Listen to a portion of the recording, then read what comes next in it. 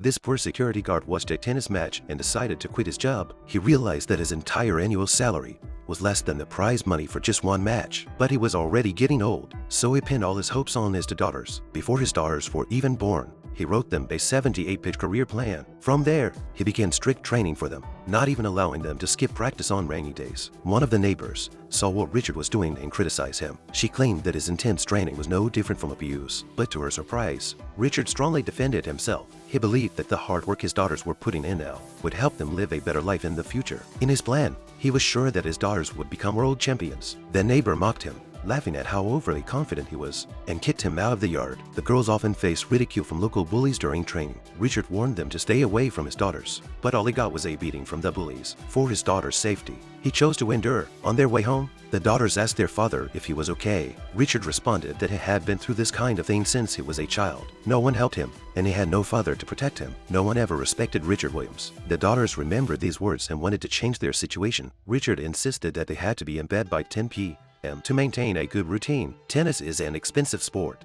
and with their already tight finances, Richard had to play the role of a coach during the day. At night, he worked a night shift to make ends meet. In order to get his daughters professional training, he took them from one tennis court to another. Richard often visited well-known coaches, hoping they would train his daughters for free, but no one wanted to invest their time into girls with no experience. After much persistence, a coach finally agreed to let the two girls give it a try.